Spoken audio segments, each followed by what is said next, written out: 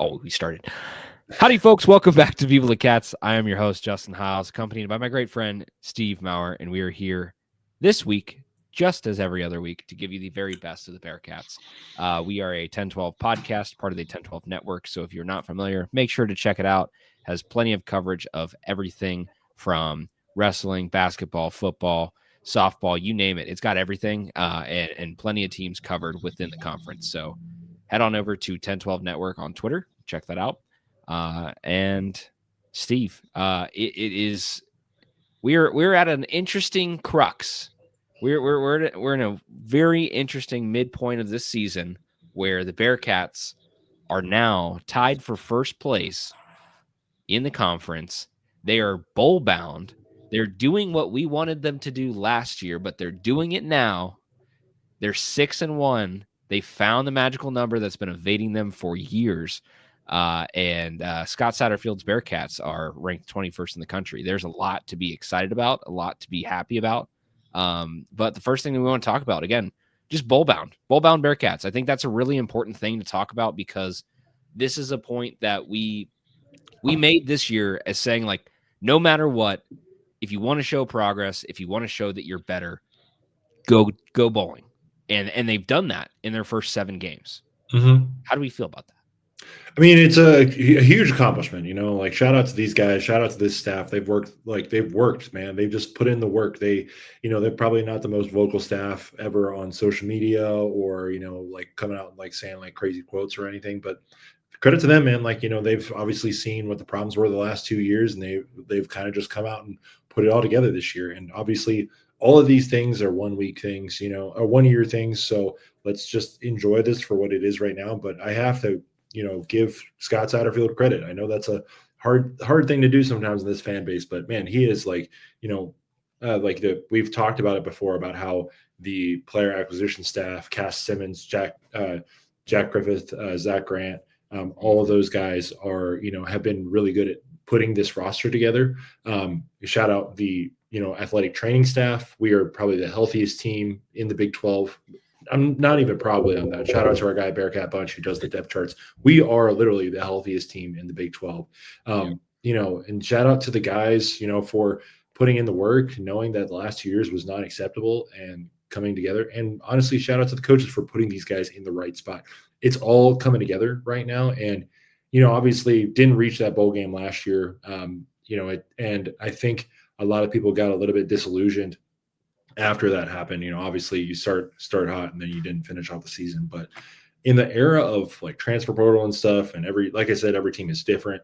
There was enough guys that stayed, and it looks like there's a clear vision and a program mindset. And I think that's all people wanted to see, man. And, obviously everybody is a front runner in some ways, but it is just like, it's kind of fun to see like all of our friends who are with us in 2020 and 2021 who kind of went away for a little bit, coming back and complaining now after the Bearcats, win by 38 or win by 32 on the road in the Big 12 to clinch bowl eligibility. And there's still things to be mad about. So this is one of the things I love about college football is that like the style points thing and all that stuff. And that in the NFL, there's such a a purpose on, it doesn't matter, it all counts in the win. The only thing that counts is a win, and there is some value to that. I do appreciate that. Obviously, like there's, people are still breaking down things in the NFL, but in college football, it's just like,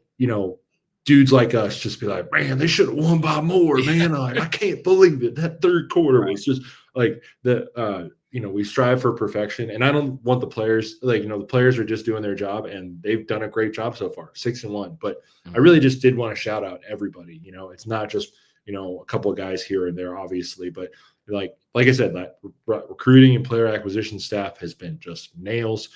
Coaching staff has been great this year. A lot of like the fact that we're, complaining about things after wins. I mean, I think that speaks to, the fans of this program and how lucky we've been to see, this rise of the last 20 years of this program to where it is now. And I'm not taking that for granted. I love that. And I've loved how far we've come. And, it takes a whole building, and the fact that they also just moved into the new building this year and they're experiencing immediate like return on investment Yep, and for immediate sure. success, it's awesome, man. And they're still kind of in the meat of the schedule right now. We'll get to November when we cross that bridge, but you know like I think this is just a huge accomplishment that is probably going to get hopefully going to get overlooked this season. But I think you're perfectly right to stop and have us smell the flowers right here. Yeah, for sure. I think the one thing that is really, important too, you kind of mentioned like you did say like we've been complaining. We here are not complaining. There are some people that No, are yes, getting correct. vocal, and I want to clarify too because this is actually a thing that I think is a little frustrating. Like I get that we do have things to sound off about and complain about, but I think the difference for us this year is that so much of this, like so much of the pressure that we feel, anything that we have to complain about feels really external and it doesn't really feel internal. Like in the team, I think feels Yeah, really sound, really tight. Again, all the points that you mentioned, I'm not going to, go through all of them again, but I think for so many different reasons, this team has just dramatically improved and made such big changes from where they've been in the past. And that I think really has a lot going for this team in the future. And if their trajectory right now is, hey, we're looking at possibly competing for a Big 12 championship, that's one thing. But if it's just 1 year, like kind of like you said, you enjoy it while it lasts. But I think an important thing to know is how do they take this and set themselves up for more chances in the future?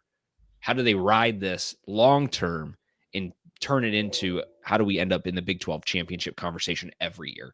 And I yeah, think we're in an era now where it is very difficult to maintain that consistency. You look at some top teams like even the best of them, like a Penn State or like a Texas, or a Florida State, have faltered. Miami even faltered. And those types of teams where you really expect them to win, unfortunately, have kind of been, unfortunately for them, I should say, unfortunately for us, unfortunately for them, have been suffering the fact that the playing field is a little more level now.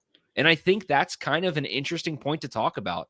And this is the last thing I want to mention before we jump to our Oklahoma State recap here is I put this tweet out this morning, last night. I don't even remember. We're in a brain fog now. This is just where we're at in the season. But anyways, when you look through the AP top 25 poll, there are currently, see, 1, 2, 3, 4, 5, 6, 7 teams in the top 25 that if you go back to 2023, were not even bowling. And there could be more in there that I just can't think of at the moment, but there's a handful of teams in there that had some terrible seasons. Vandy was 2-10, Indiana was 3-9, UVA 3-9, Cincy 3-9, Arizona State 3-9. Like those are some really rough seasons, and I think it just goes to show how quickly like NIL can really flip the script, but also how important some good additions are to make your team set up for success. And I think that again for Cincinnati, but also for some of these other teams, it just goes to show that just a few additions in the right places, doing the things in between, in between the seasons in your off season, making sure that everything is just buttoned up as much as it can be, and finding those gaps and how to fill them. That those little things that you do all off season translate to wins and they translate to your team being put in this position. Indiana's second in the country right now. Like, who would have thought that? Like a year or two ago. Last year they looked great, but like who would have thought some of these teams are at where they're at now? And again, I think it just goes to show that like all of these small little changes have really added up to some of these teams succeeding. And for Cincinnati, we're just part of that process. And we all wanted this team to be in the middle of the pack. That granted, there's still some time. There's still some time, but we wanted them to be in the middle of the pack this year. And their ceiling was that we were talking about before the season. We said their ceiling realistically is like probably 9 wins, but it's more like 8. And the fact that we're already at 6-1, I think just goes to show just how far they've come. Yep, calculus keeps changing, and Justin, you mentioned how we looked 2 years ago, and I think this game is a perfect example of how we looked 2 years ago versus Yeah. how we look now. And obviously, Oklahoma State has kind of, just fallen, unfortunately on hard times. And I do want to see that program get back because, like, credit to all their fans, man. Like, obviously, you're on a rough slide. Now 1-6 after that game, but it was homecoming. They showed up, they packed it out, had the shirtless section all there, had the banana section all there. Like, that's such a great fan base. And, like, obviously, like, I kind of, the Big 12 is weird in that we're obviously fighting against like the SEC and Big 10. And so I know like there's kind of conference fans, but not really. I'll say that I want other teams to succeed just so that, we can all push the league forward together. But it's such a cool fan base thing. And like, I've always liked a couple people on Twitter from their fan base. So hopefully that they can get it back and get it rolling. But UC still had to come out and show up in this game, scored on all 4 possessions of the first half, include all 4 touchdown drives, hat trick for Cyrus Allen. Third quarter got a little bit dicey. It got a little bit closer than you probably would have wanted, a couple 3-and-outs there. But, man, Justin, that dot that for coming out of the fourth quarter to start the fourth quarter, 3rd and 16, and that like 22-yard just absolute BB that Brendan Sorsby puts in there to I think it was Caldwell, right? Caldwell, yeah. Yeah, like just an absolute like I think Brendan said after the game, like, I don't know how I did that. Like that's kind of like the stuff that he's doing. And I know I tweeted it out today from the Cover 3 podcast, but Sorsby is like, we are talking about him every week, and I feel like not enough people are talking about him. And I appreciated Tom Fornelli from the Cover 3 podcast talking about Sorsby. Like he listed off all the stats. Like this guy's been really good this year. 1,700 yards so far. I think 17 touchdowns, only 1 interception. That's really good. 26-1 pressure to sack ratio, which means that he's obviously not getting sacked, as we know. Took 1 sack, but that was on Oklahoma State, but that was like the 2nd sack of the season. And that was like after like 4 seconds of protection. So that was probably a little bit of coverage and good rushing by the Oklahoma State defense. But like he's been balling this year in that first half, Justin. He just showed it. And then in fourth quarter too, he was able to just pull it out of the bag as well. Mm-hmm. I think that's an important thing to mention too, is like, again, it's being able to show throughout the game. You can have your moments where maybe you falter, you're not going to be perfect. That happens. But I think it just goes to show a candidate, see, I'm dancing around it. I put this guy in a Heisman race, quite literally. Like he is one of the best in the country as it stands. Like Brendan Sorsby is doing the job, and he's doing it very well, and he's playing at such a high level. And I think it really is. It goes without saying that this guy needs to be in this conversation because he's putting the numbers on the board, but he's clearly the catalyst to why this team has been succeeding so much on the offensive side of the ball. And he's been the reason that we've got some of these wins. He's put balls in the right place. He's been able to be mobile and move around, avoiding sacks. The offensive line, of course, is doing a fantastic job. Still, so much credit to them. But he's been doing a very good job of, using his fancy feet and getting around. And like, that's a thing that I think, again, he won't be in that conversation unless the Bearcats go to the college football playoff. He won't be in that conversation because Cincinnati has just been overlooked. And it's understandable from where they've been. Like, they just haven't had that brand recognition the past few seasons.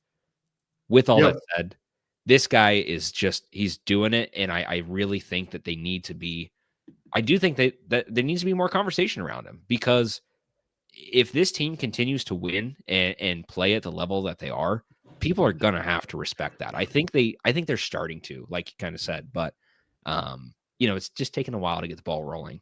Not to jump ahead, but I think the game that we have this week against Baylor is going to be a good telltale sign. Like, Baylor's not necessarily a great team, but they're chippy and they hang around. They will hang around, absolutely. And especially being at home, like you need to be able to take care of that game. So I think that'll be a really good test for Sorsby. But when you think about all that too, you just have to think about the fact that this guy is playing at such a high level. And if he can continue to do that, we have some serious conversations to have about this guy. moving forward. And possibly, I think, I don't know, eligibility wise, like if he's going to be in this NFL draft conversation, but he is quite literally one of the best quarterbacks that this class right now has to offer. So I'd be really interested to see where that conversation goes. But against Oklahoma State, again, like you said in that first half, just writing it up, just absolutely putting it, coffin nail. Like he knew what to do in the place that he had to. The offense was making great plays. And again, Oklahoma State, they're not great. They're not in a good position right now. However, I think it does go to show that they found all of the opportunities when presented on the drives. They were 100%. They maximized every single opportunity they were given. And again, that is just a quality that is really hard to find in some teams. And the Bearcats are doing that right now. And I'd just be curious to see how they can continue to do that against, again, more of these Big 12 teams. But until we get there, they've just been doing a fantastic job. In the red zone percentage, I think I'd have to check. I don't know how that second half would. It's still 100%. 100%. Yeah, still scoring 100%. 28 drives now. That's through 7 games. And again, I think more credit to Sorsby for being able to finish that, and more credit to that's also coaching too. Look at all the red zone issues we had over the last 2 years. That's been a huge emphasis clearly, and it's they've proven that they can do it. Dude, I think that opens up a greater conversation. We have to talk about Satterfield, because I think we touched on it last week, but this we're at a point where this guy really has done so many of the things that we have asked. And I think as a fan base, I understand why a lot of people have questioned it. He certainly gave us reasons to make, raise eyebrows and ask questions and be a little upset about the results. But I think now that this is his full team, this whole system is in place, he's doing what he wants to do. This team is going out there and competing at the level that we asked for, higher than the level that we asked for, quite honestly. And I think so much of that, again, goes to the credit of the talent, but so much more of that too just goes to the credit of being able to draw it up. And, we know that Satterfield's an impressive offensive mind. He's showing it. He's showing it. All those situations where you're like, why would you do that in this moment? Those really aren't there. He's opened it up. He's trusted Sorsby to throw the ball down the field. He's trusted the run game. And there's not a lot you can complain about. I think you could complain about the defensive side of the ball, perhaps. I get it. It's also the Big 12. People are going to score, but let's be realistic here, people. This is so much better than I think we all expected. Well, it's complementary in football too, and like I was mentioning, obviously, they overhauled the wide receiver room this year, and Sorsby looks like he's got just a plethora of options to get to at all times. Yep. There's also just they got better on the defensive end too. They weren't as Jake Golday wasn't as big of a factor in this game, but he definitely has been a factor this season. And I think the thing too that I think we need to give credit to Satterfield for, and I feel like I've been pretty vocal about my appreciation for his play calling. Correct me if I'm wrong, but no, you have. That's and you've been calling that out even since when 2023 was messy. I will back you up on that, because that's one thing that we talked about a lot, was just the balanced offensive scheme. Well, apparently we don't know ball, and we can't really talk about game stuff. So we've been told that. But if I can speak on a vibes level and not know ball, because apparently people at other outlets know that better than us. Which whatever. So I just I think that's just credit to Scott for finding a strong player and talent acquisition staff, because maybe in the past, when it was all on him and he didn't have the ability to do recruiting, do plays, do coach. He's the offensive play caller and the head coach, so that's already a lot on his plate. And being a recruiter too is a lot of work on top of that as well. And I feel like for coaches like him right now, that's kind of a perfect little midpoint where they're obviously still involved in recruiting, and he's taking pictures after games and calling people and stuff, but just the fact that he doesn't have to focus on that as his sole point, and he can focus on making the offense as good as it can be, and obviously giving the keys to a talented staff like that. I think it's all complimentary right now, and obviously it's all working right now. So, obviously Bearcat fans, we got to let the season play out. But if you haven't given this guy your flowers yet, you should definitely consider doing so, because I don't think. Just in hindsight, the roster was kind of the issue the last couple of years, and not even really last year. I think it was just that they, ran into a couple tough games near the end of the season, and they were just clearly a little bit overmatched against teams that had better talent. And you've just seen that talent get better and better this year. And look at it now. They've clearly identified some things, and they're also getting probably a little bit of a lucky draw on the schedule too, which I'll take. But man, you can't apologize for it. I think we just need to applaud and appreciate. So, one more thing, Justin, on the Oklahoma State game, and then we can move on. First defensive touchdown or special teams touchdown since 2022. This past Saturday, our man Matt McDoom broke the record for the longest interception return for a touchdown in school history with a 100-yard return for a pick six. The previous record holder also set the record against Oklahoma State. So something about us playing against Oklahoma State just causes long interception returns. Hopefully that keeps going in the future as this budding rivalry grows. But I thought that was it was cool how excited they all were about that, because we've talked about, their takeaways and stuff. And then they got a fumble recovery too after that, and then punched that in as well. And Justin, I've used the analogy before of just seeing the ball go through the hoop.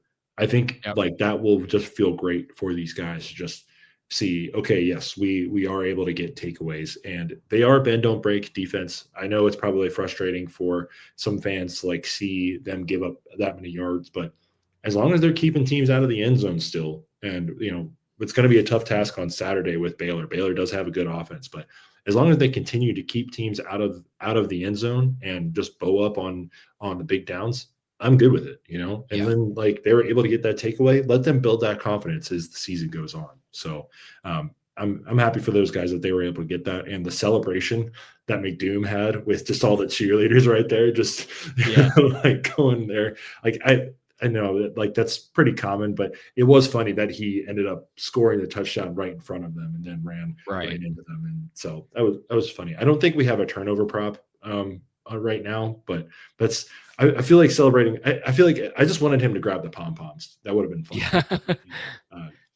Maybe that's what's been missing, Steve. Maybe that's why our defense hasn't had, as much turnover success. They just need something to look forward to. Yeah, that's fair. Why don't we just give him a nice coney on the skyline? And, dude, me too. I was gonna say just have him shotgun skyline. I'm sure that will go over well for everybody involved, but it's maybe it's just a giant can opener, really putting them to the screws. Yeah. Something like that. Well, now that that's out of the way, it's time to talk about Baylor. Baylor is in a really interesting position thus far. With this season, I really don't know how to feel about Baylor right now, because they're 4-3 as it stands in Big 12 play. They're 2-2. Their losses are to Arizona State and to TCU this past weekend. However, it's again, I feel like this team is kind of, like I said earlier, just one of these teams that's going to hang around. If you look through playing the schedule game a little bit, their wins are against SMU on the road. That was a really good game at the beginning of the season, 48-45, really tight one. Samford, and then their other two wins are K-State and Oklahoma State. Not great representation there for your wins in the Big 12. We also have one, but if we want to compare apples to apples, common opponents, Baylor's game was 45-27 in Stillwater. And for the Bearcats, as we just talked about, ended up 49-17. I think an important thing to note here is that, like you said, this team is very offensively talented. I think scoring wise, they're just as capable as the Bearcats are. And I think that's where a lot of this game is going to come down to defense and how much are you going to play. I think the home edge here will really help. If it were on the road, it could be a little concerning, but their loss this past weekend was against TCU. I forget what happened exactly. I think they had like 2 like weather delays for like over an Yes, both hour. were in. Yes, correct. It just like kind of dragged out, and they were just in a weird spot where like it was kind of hard for either team to really establish momentum. Um, Mhm. but Baylor came out a little bit earlier in the game. They got first on the board. And then TCU really just started kind of running away with it at that point. Baylor was keeping up just to make the score close, but realistically, TCU just kind of took over. And that's a team too that is just kind of an interesting watch right now. But again, I'm curious to hear what your thoughts are on this, Steve. But if this team is going to, if this team's going to hit 7-1, like what is the exact thing that they need to do this week? So I think the thing that we need to do this week is kind of a reverse of what other teams have been able to do against us, and is that to hold on to the ball, and Mm-hmm. that might be a little bit tough to do because obviously we've seen our offense strike quickly, right, and be able to kind of take teams out of their defensive element and score on them with rhythm, and you know just looking at some of Baylor's metrics, like their defense, not very good, rated 98th on SP plus. The defensive metrics on Game on Paper, not very good either. They're giving up a lot of points. They're not just giving up a lot of yards. And so I think if you can establish the run game early, kind of, just continue to churn some of that clock and, convert. Hopefully you don't have to get into third downs, but if you get into third downs and continue converting them, I think that will be helpful as well. Sawyer Robertson, man, credit to him. He's like got 21 touchdowns, he's got 2,300 passing yards. They throw the heck out of the ball. Oh So yeah. I think the 3-3-5 will hopefully be a little bit effective in this game. They're not going to really run the ball. I think we all kind of know that. Their leading rusher right now has 580 yards, but they're not really averaging that much on the ground per game. Baylor's offense is currently averaging 141 rushing yards a game, and our offense is averaging 185. So just a kind of a comparison there. Baylor's defense is allowing 406 yards per game, 226 passing yards per game, and 179 rushing yards per game. So if you can get Tawi and Evan kind of rolling there, maybe a little bit more of Tawi, to start the game, and then Evan, for a change of pace, I think that would be great to see. Cincinnati, like we did run the ball fairly well on Saturday, but 154 yards, definitely not bad, but Pryor for 63, Tawi for 41. So I think I would love to see one of them get to 100 yards and get a few more attempts. Perfectly balanced, by the way, for rushing and passing last game for Cincinnati, 30 pass attempts and 30 rushing attempts. So we love to see a nice little balance within the play calls there. I think I would lean a little bit more run heavy, just because of the fact that the offense you're facing is also willing to score pretty quickly. Like this was another game this past week against Oklahoma State where Cincinnati only had 20 minutes of possession in the game, and Oklahoma State somehow had 36. I don't think that stat's right. I think they got to catch that up. But Yeah, something's a little off there. Math ain't mathin'. yeah, but I think the way to win this game is to be able to run the ball well, hit your passes when you need to, be able to you do need to score a lot of points because Baylor is definitely going to score. And then, hopefully, like I said, third and fourth down, your defense bows up when it matters and is able to take that away because, Baylor, TCU was up 42-21, but Baylor came back and scored 2 quick touchdowns to make that a game near the end there. So it's not like they're going to lay down. And also, by the way, that Kansas State game they played, according to Kansas State fans, they should have won that game. And Baylor their Kansas State's defense did not perform at the end, and Baylor kind of won it. But that was another game that kind of could have gone against Baylor. And then Arizona, like this is this is going to be a tougher game than I think a lot of people may expect. Spread's currently 5.5. I am currently invested on 5.5. And metrics are, SP plus is the main one I look at. Has Cincinnati as his projected winner by 10 points, which would be great. And I think it'll be great to have the home crowd there. Homecoming place is going to be packed out. Ranked team. It's not a noon kick, so people are gonna have a couple extra that day just to get to enjoy themselves, and then get that little chill in the air as the sun falls in the third, or as sun sets in the third quarter.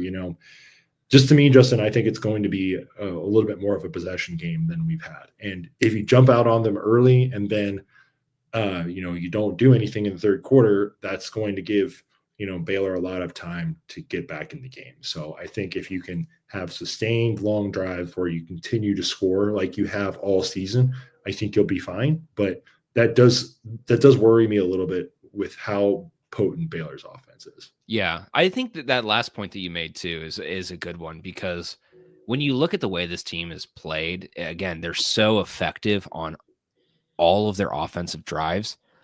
If you can really control the pace, I think you can lean on the defense here a little bit just to get a few stops. And quite honestly, Baylor's going to score, but realistically, I don't think Baylor's defense is going to be jamming up the Bearcats all that much.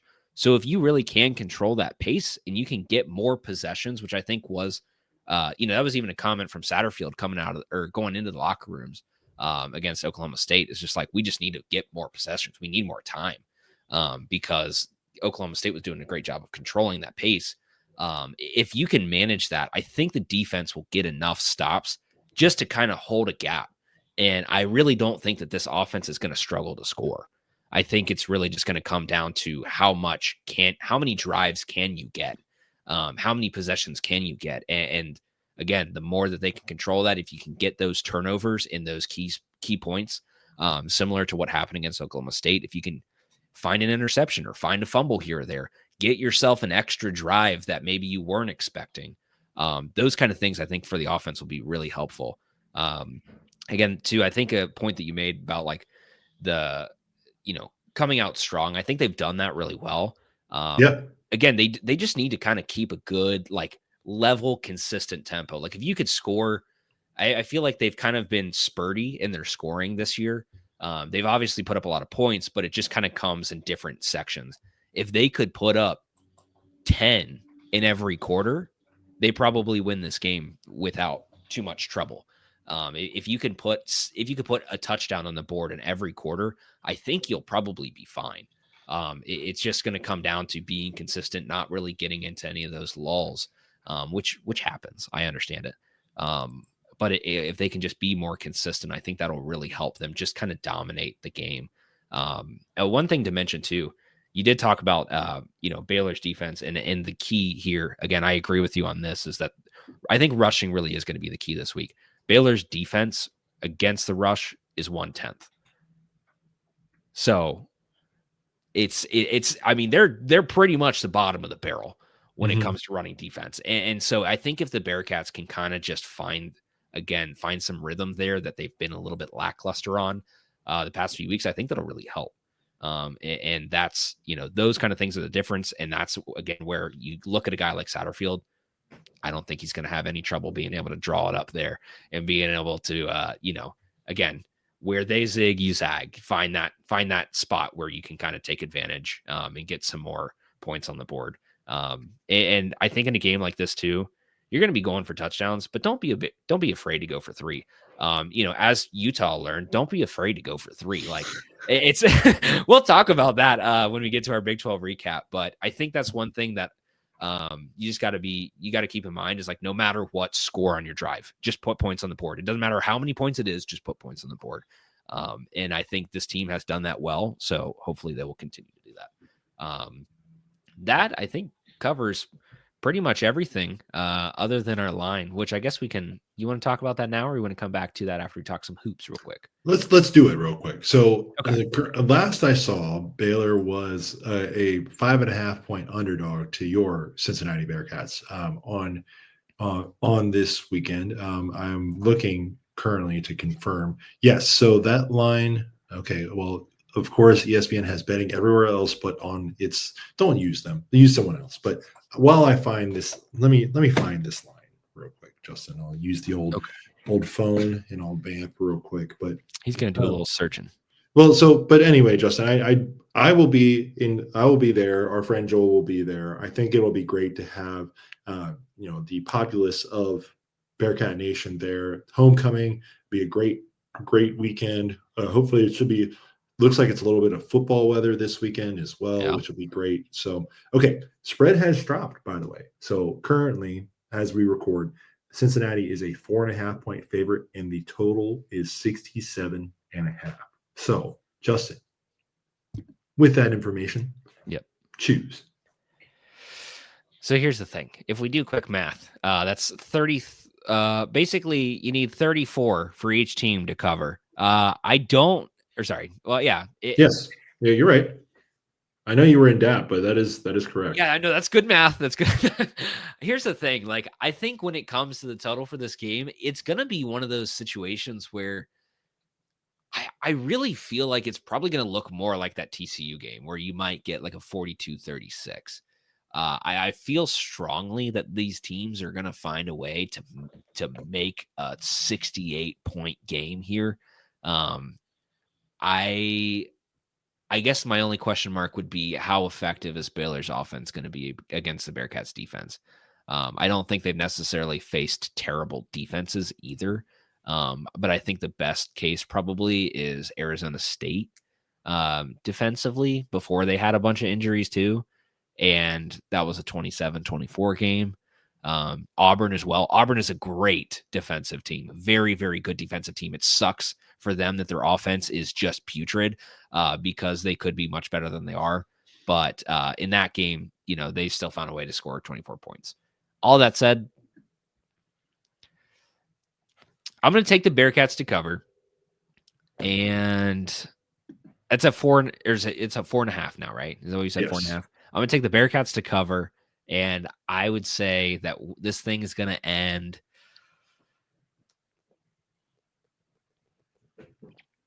Give me 34-42. Okay. All right. Yep, I can see that. Get to 40. 34-45. Yeah. So I'm going to take the under in this game just because it like so if you take, for example, the highest scoring game that Cincinnati's had so far, that 38-30 game with Iowa State, it took until the last drive for that point total of 68 to be reached. And just teams are not scoring like as much this year. So I'm already invested on Cincinnati -5.5. I got it early, which because I thought the line would go up more with some more Cincinnati bettors, but it's interesting to see that it's come down to the side of Baylor a little People bit. are fading the Bearcats. We'll see if that burns them. Which worries me a little bit because what do people know? But so with that said, though, I think I would go for a 35-30. I would go for a 35-28 Bearcats win. Score, keep that touchdown, and hopefully you limit drives and you just throw off their timing. If you're holding on to the ball a lot longer, you're not going to be running service academy drives. I understand that, but and by the way, they've also got an excellent special teams unit rated higher than us on SP Plus. So, you're going to have to be strong in the kicking game and punting. So this is going to be I think this can be a good game. UC has better metrics than Baylor in the passing front, but the defenses are about equal on the pass. Well, Baylor's a little bit better against the pass, not as good against the rush, and we're a little bit better against the rush and not as good against the pass. So, if you do like points, there could be some points in this game for sure. So, I hope you're interested in some points. But I'm just hoping that we are able to stick to our game and come out with a dub, man. It's homecoming. Hopefully, just place is going to be absolutely packed and rocking, and hopefully keep that good vibes rolling at home. Yeah, I really do think that again, this really feels like a game that's going to need the home edge. So because to be honest, too, the game. Yeah, the vibes feel 10 times better at Cincinnati than they do at Baylor right now.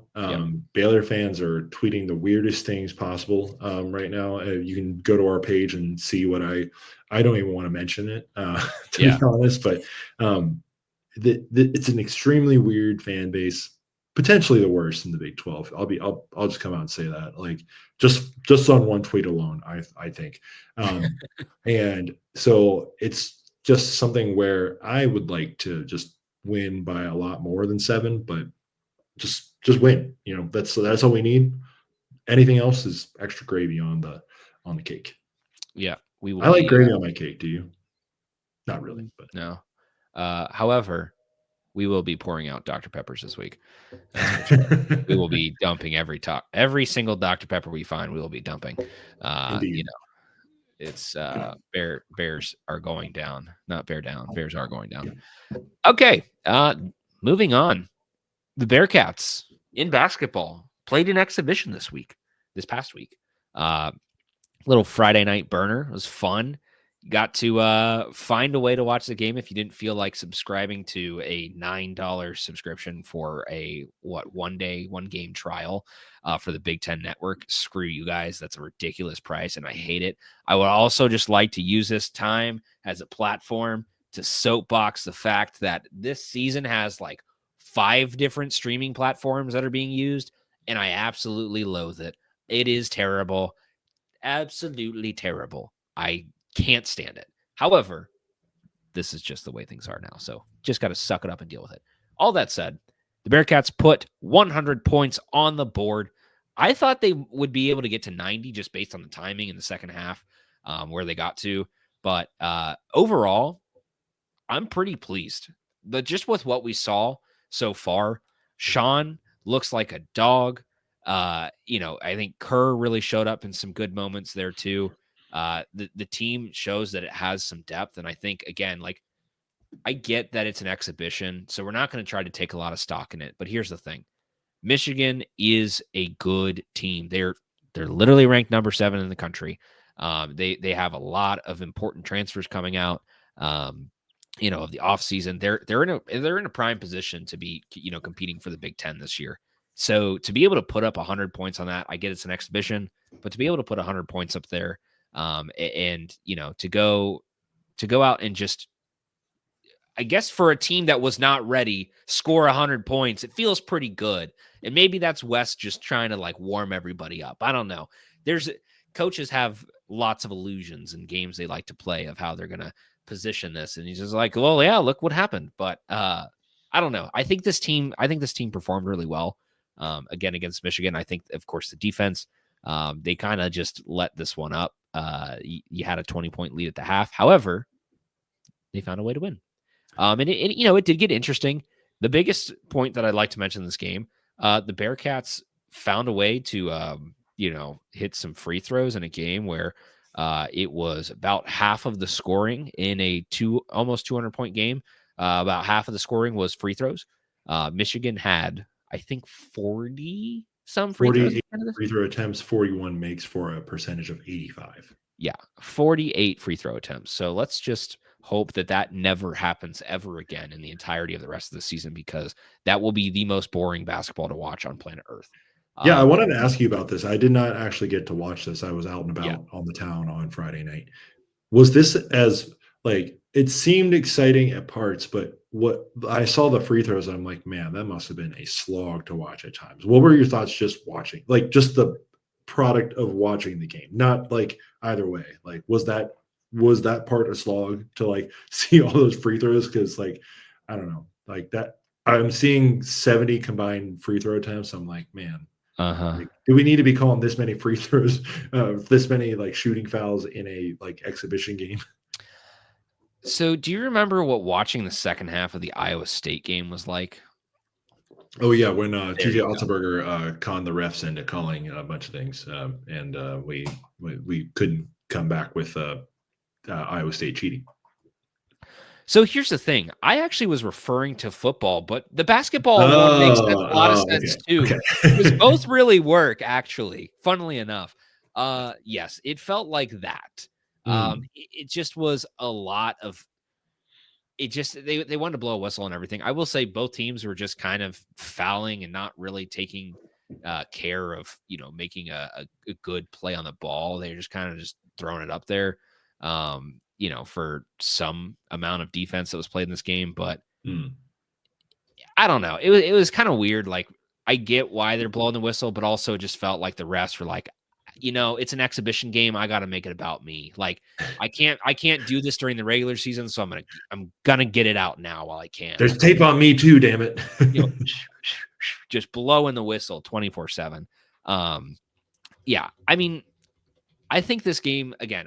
You don't want to try to take too much out of it, but it does show that they do have I think some confidence in Sean. For anybody who thought that they probably were not going to start him, I think he's going to start, guys. Like, he's clearly one of the most talented freshmen in the country. I think the guy's going to start this year. I'd be really surprised if he doesn't. And I don't think that's just because Jalen Haynes and Celestine were not playing in this game, but I really do feel like he's going to be starting. You're going to have to. I don't think you bring in a guy of his talent. I don't think you get him recruited to Cincinnati and a guy who's going to be an NBA draft,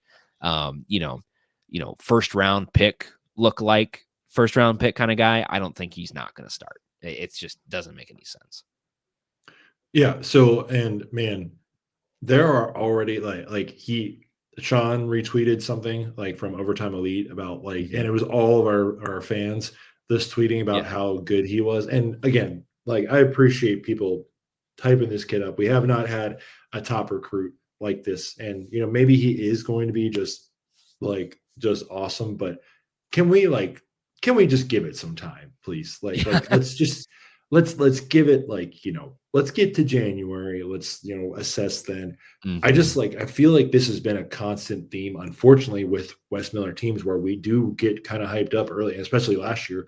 We get very hyped up early on in the season, and then things just kind of don't really work out in the second half. And I kind of want to be able to temper those expectations, if that's fair.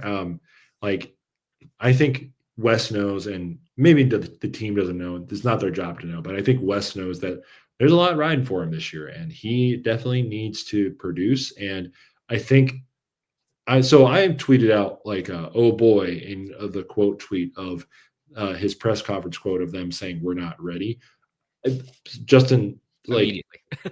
Well, all I said was that I was responding to people, and all I was saying was that it was weird to hear a coach say we're not ready. And now basketball coaches are a little bit more open than football coaches, but I feel like it's still a little bit strange for a coach to say those words, correct? Yeah, I mean, I think it's always so weird because I think they're gonna again, Wes's perspective on this is I wish we could just have more time. If there's anything I could do, just have more preparation, more off season to get these guys prepared. But at a certain point too, it's kind of the season has to start. You gotta be ready to go. And we're because what, Atari just came in too, right? He just Lucas Atari, the last guy on the team, just got here maybe at the start of the school year, So I get that for sure. Yeah, and it wasn't that he said that. I don't really mind that. It was just the specific words itself that to me sounded weird, but also I remember that basketball coaches are a little bit more open than other sports, and so that kind of lets me go there. Looking at the box score, I mean, just again, Sean was one of our 3 tied leading scorers with Kerr and Mustafa Cham. I did learn that, by the way. It's Cham, not Mustafa Thiam. It's Cham. So good to know. And, obviously, I do think that there's a lot of potential this year. Obviously, missing Haynes and missing Celestine is probably going to hurt a little bit. And it does look like they got a lot of guys. I'm interested to see what it looks like against Arkansas on this upcoming Friday night, just to see. But I'm just kind of a little bit reluctant to take a lot from an exhibition game after, we took a lot out of that exhibition game against Ohio State last year. And we all thought oh, this team is just awesome. So I'm not trying to be a Debbie Downer. Please don't paint me as that. Please don't put in the newspaper that I was mad.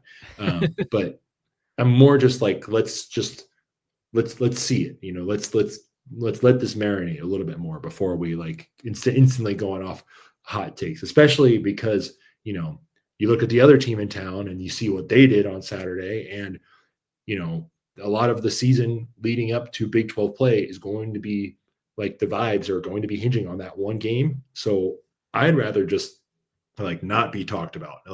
keep everything under the radar. Keep it low. Like let's get there. Let's get to that point, and then let's see where we go from there. Because there are definitely some good games on this non-conference schedule, but I think just for a fan and just for in general this fan base, a lot is going to hinge on that one game, as it often does. But we're really not going to know about this team until it's like mid-February, and we've played like 8 Big 12 games, and we're either just going to be like, this is awesome, or everything's bad. So I just I'm not trying to rain on parades, but let's just get there first, if that's fair. No, that makes a lot of sense too. I think one thing that will actually be a good test for the Bearcats early on is that it's the holiday hoopsgiving tournament. You got Georgia, you got Auburn, no longer Bruce Pearl, still a Pearl, but not Bruce. Auburn and Chattanooga. Hey, if we're talking about exhibition games, they didn't look that great in their first exhibition game either. But continue.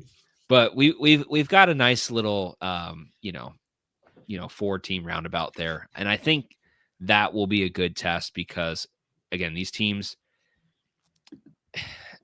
it's a good opportunity if you can beat Georgia, and assuming that Auburn would beat Chattanooga, and you could find a way to beat Auburn and Georgia in the same weekend, you could really move some conversations, at least about the Big 12. But I think it would help, again, for the Bearcats to just kind of go out in the earlier part of the season and say, okay, sometimes in these past seasons under Wes Miller, these guys have not been ready for the big games when they come up. So then when you get to something like the shootout, again, last year you got the one over, but you get something like the shootout, you get some of those tougher games, and there's something that's just fundamentally wrong with that team that needs to be fixed. I think if they can find a way to just win some of these games earlier, it'll instill a lot of confidence. And like you said earlier in the show, you just see the ball go through the net. You see the win against teams that are going to be a really difficult challenge. If you could figure that out, I think that will just do a lot for this team moving forward. So that's kind of where I'm like waiting for is like, what are you going to do? What's your performance going to be like in that weekend? And I think that'll really tell us a lot. I'm not going to be the guy who's going to wait till February to make any assumptions about this team. I think we will know what this team is by the time we get through about 2 weeks through like Big 12 play. Once you get the first 4 or 5 games of Big 12 play under your belt, you're going to know what this team is. By the way, Justin, Bart Torvik has season projections out. Do you want to wait until like right before the season starts to make our predictions, or do you want to hear what the number is? What if we did this? What if you told us the number, but we didn't say anything, and then we just move on, and then we'll talk about it. We'll let it simmer for a while. The number is the projected record per Bart Torvik, and use any metrics you want. Evan Mia, Ken Palm, Bart Torvik, get on it. Like I support all of them. We're going to move on after this. No more words. Ready? Here we go. 20-11, 9-9 in conference play. Okay. All right. On to the Big 12 head-to-head. I'm going to pocket that thought for the next like week and a half. On to the Big 12 head-to-head. Steve, we have some we got some teams that have some records, and they are all assembled under our individual teams. How are we performing right now? Yes, indeed. So this has been another whirlwind season for the Ghost team, and as well as the entire conference. Kind of a lot of ups and downs. And so, Justin, we come to you almost halfway through the season for most of our teams. Most of our teams are on their 7th game now in the Big 12, and so we should catch up here. So real quick, Justin, myself, Joel, and a Ghost team drafted Big 12 teams just to see how many wins they could all get together and to compete against each other because we like competing. So the loser, Joel hasn't done it yet. We'll figure it out. Maybe we'll do it with him. I don't know. But the loser has an unalive bet. That's the amount of ones they have to run. And maybe they'll just run gassers for football, and then do unalives for basketball, like switch them between the two. Oh, yeah. But anyway, so Justin, let's recap the teams real quick. You have Arizona State 5-2, Iowa State 5-2, Colorado 3-4 off a bye week this week, and UC 6-1. So you currently have 19 wins. Joel has Texas Tech dropped their first game this weekend, 6-1. TCU 6-2. Oklahoma State 1-6, and West Virginia again 2-5. So he has 14 wins. Myself, I have Kansas State 3-4, Kansas 4-3. Sunshine Showdown this weekend, gonna be fun. BYU 7-0, and Arizona 4-3. So I have 18 wins. And let's get to that ghost team. Utah did take a loss this week. Baylor took a loss this week, but UCF and Houston both picked up wins. Houston is kind of bringing up the ghost team here, which is something that best team on the ghost team, which is something that is probably going to hurt us all because the ghost team has 19 wins, which means, Justin, you're currently on par with the ghost team. I am currently 1 behind, and our man Joel is 5 behind. Oh, boy. Potentially no help in sight unless Tech makes a run to the Natty because, boy, that don't look great, to be honest. It does not – looks less than ideal. So I would just like to say, isn't this funny how the math works out? That the ghost team, which you have all 3 of us just saying, like, what is objectively the worst team in this bracket? And we leave them out. And the ghost team is right up here at the top. They have been like the whole season. The ghost team is really just putting some booze on everybody. It's kind of spooky. We're in spooky season. I don't know. We'll see. I do wish I had the opportunity. I tried to find a reason to just not put my emotions into it. I should have took BYU. I would have been killing it right now. I'm telling you why. Yeah. Speaking of them, what a game this weekend. You were watching Big Noon Kickoff. Atmosphere was electric. It looked like just amazing. Their third quarter that they do looked even more like just absolutely bonkers this week. And they pull out that win against Utah. They score 2 touchdowns in the fourth quarter. Get that dub. Huge win for the Cougs and for all that is good and sacred in this conference, because Utah win in Provo honestly would not have been very good for the Bearcats, because then Utah has more to play for the rest of the way. They've got 2 losses now in conference, so it's not that they're not going to lay down. That's not Utah, but their Arlington chances are not very high at this moment. So, and that kind of helps UC, because if you're looking long term at UC's Arlington chances, if they do end up dropping that game at Utah, they still have that one game at home against BYU in November to play for. Potentially nip and night. Hopefully that works out. That would be awesome to have that environment there. And those Arlington chances, for the Bearcats kind of improved with this result too. But Justin, you got to watch the game. I want to hear it from you. How was it? It's fantastic. I mean, I'm sorry, I did watch the game too, of course. It was great. It was on the bars, like we were watching all 4 games. But it was everything you could ask for. And honestly, I know, clearly everybody who listens to the show knows that I love BYU, but also I think there is something to take away from this game, and the fact that it is great scouting to watch that game. That is 2 teams that you have on your schedule that are arguably 2 of the toughest teams left on your schedule. And I think just, some of my takeaways from that game were, realistically, I think you're probably going to end up in a 50-50 shot with both of those teams. I do think Utah, you have the advantage over right now. It's going to depend on how everything goes against Colorado for them this week. But I think BYU, because you have the home edge there, is actually going to be that's going to be a nail biter. I really think these teams are pretty evenly matched. I think BYU's defense is much better than ours, but I think our offense in the same respect is that much better than BYU. So I think it's going to just make for a really evenly matched game. And I'm excited to see how this all nets out, but good for the Cougs to get the Holy War win, improved to 7-0.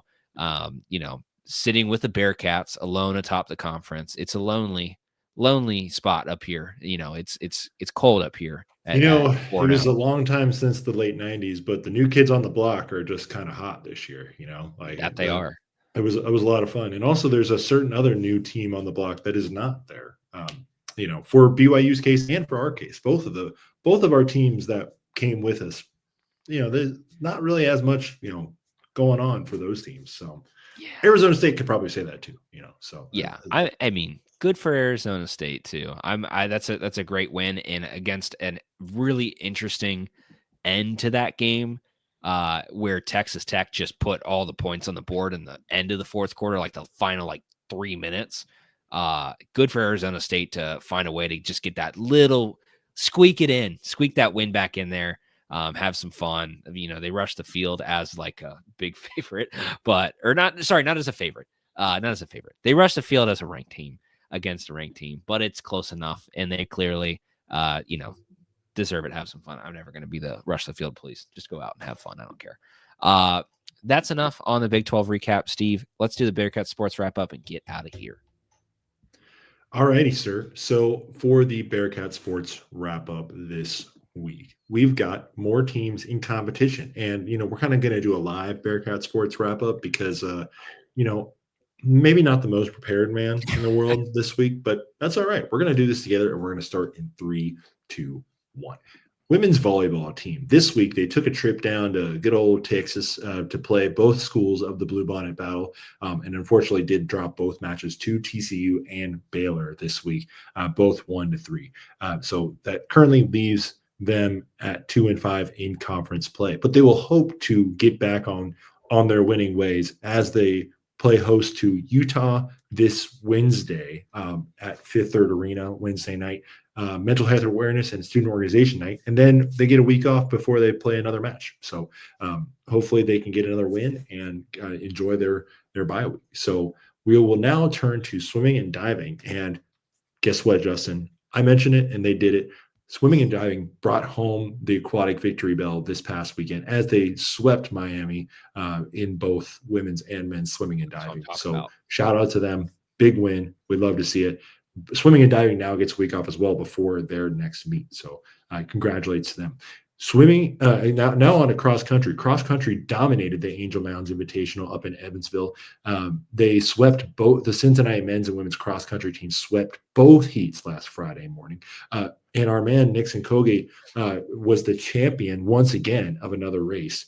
His second straight event championship, 23 minute and 36 seconds for the 8K, and we had the Cincinnati men had 3 top 10 finishers, and the women had each of the top 3 performers. So huge win for the women, and a shout out to Tiger Bartlett, Claire Kurtzinger, Abby Sewell, and Ann Limericio, who were all of those top placers. Ann Limericio won by 26 seconds in this heat. So congratulations across country. Keep doing your thing. And they will now be turning their attention to the Big 12 championships in 2 weeks in Lawrence, Kansas. So Nixon Koge, man, look out for him. He might be going out and just winning a damn Big 12 title, So he might be just running away with it. No pun intended. Women's golf is currently competing in the Power Cat Invitational, and we will have an update for you next week. And guess what that hockey team did, Justin? Guess what they did? Those Cincinnati Bearcats went down to Tuscaloosa this past weekend and got the sweep at Alabama 4-2 on Thursday night, and 3-0 on Wednesday night last week. So 2 big dubs for the Bearcats. They have started their season now. I believe they are.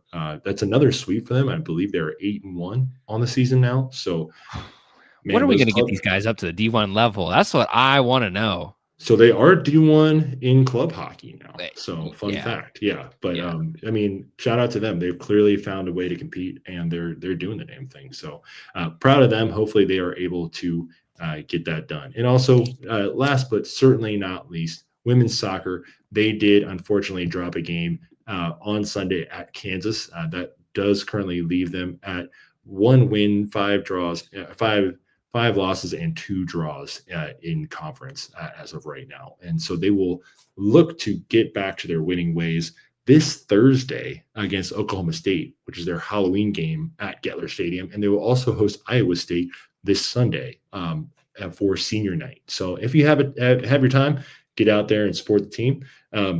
And hopefully the football Bearcats can transfer their magic against those two teams to our fellow football Bearcats. Yes. So, Justin, that's all I got for you on the Bearcat Sports Wrap-Up. Also, by the way, that basketball team that we were talking about, they do play this upcoming Friday against the Arkansas Razorbacks down in Fayetteville against John Calipari's men. So I'm be very intrigued to see how that goes. I will be intrigued to see that as well. We will be seated. We will be sat. We will absolutely be seated for that game. We will not be moving around for that one. We will be paying close attention as that is that's honestly one that I wish we had on the real schedule. Quite honestly. That'd be me nice. too.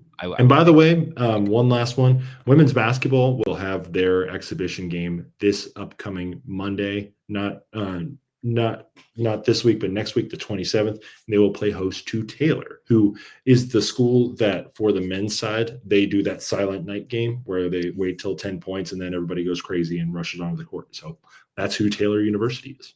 Fun fact. That is a fun fact that I did not know. All of that said, thank you, Steve. That pretty much wraps it up. I think we gotta throw one mention out there just to say, Joe Flacco, you eat Skyline for free in Cincinnati for the rest of your life. After that one game, you eat Cincinnati Skyline for free. That's fine. That's fine. Somebody's got to sign that boy up for some more conies.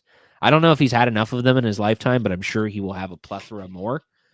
Maybe he will become a regular. He's at that dad age. You know, he's got some kids. Yeah, he's in a good spot where like he can fatten up on some Skyline right now. And he with this offensive line, maybe he wants to fatten up a little bit. You know? He probably should take some extra hits. And that's the timer putting us out. Steve's on we're just ringing it. Hey guys, let's use this as a beautiful tone. Oh, I was hoping to kind of keep ringing. It's our like outro music. Thank you so much to everybody for joining us this week. A little longer than we were expecting, but hey, we party, we keep it rolling. Thank you again to 1012 for always being a gracious network to be a part of. Again, for any of the shows you want to check out, there's plenty there. There is a Baylor show as well. So you can check that out if you want to get their side of the spin here. But I think the Bearcats are going to be taking care of business this week, putting the hurting all on the Baylor Bears. Again, remember, this week, pour out your Dr. Peppers. There will be no consumption of Dr. Pepper this week. Not allowed. Not allowed. I mean, it's a trash drink anyways. It is absolutely horrible. But, again, thank you for joining. Have a great week. Let's go Bearcats. Get a W. Keep this ball rolling. Viva! The Cats, baby. I'm more of a Mr. Pibb man myself anyway. Can we really talk about just how bad Dr. Pepper it is? It's just god awful. I mean, it is one of the worst drinks. Who keeps these guys in business?